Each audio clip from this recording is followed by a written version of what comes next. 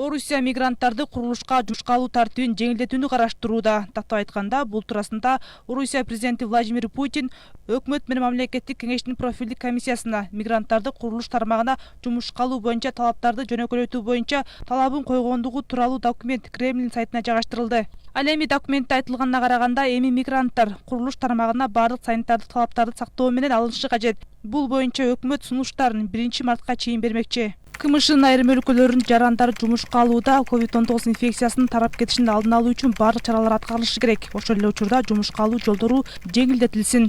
Ошондой эле бул боюнча Орусиянын вице-премьери Марат Хуснилин дагы учурда курулуш тармагында жумушчу күч жетпей жаткандыктан айрым долбоорлорду убагында бүтпөй калуу коркунучу бар экенин белгилеген.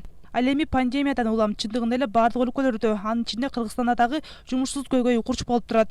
Бул боюнча миграция жаатында эксперттер дагы так ушул жумушсуздук маселеси бир гана Кыргызстанга тиешелүү эместигин, анткени дүйнө жүзү бүгүнкү күндө экономикалык кризиске душар болуп жатканын айтып келишет. Бул эми Кыргыз Республикасына, жалаң калган Кыргыз Республикасына тиешелүү нерсе эмес. Азыр дүйнө жүзүндө экономикалык кризиске баары душар болуп атат, бирок мунун дүйнөлүк практикада да экономикалык ыкмалары бар, чечүү жолдору.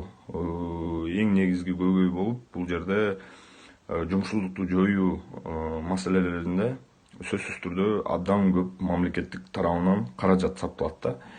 Биз түшүнүп атабыз, азыркы мезгилде Кыргыз Республикасында дагы мамлекеттик бюджеттин тартыштууынан улам биз тиешелүү шарттарды, мамлекеттик органдар тиешелүү шарттарды түзүп бере албай атат. Белгилей кетсе, Кыргызстанда былтыркы жылга салыштырмалуу каттоодо турган жумушсуздардын саны 4% өскөн.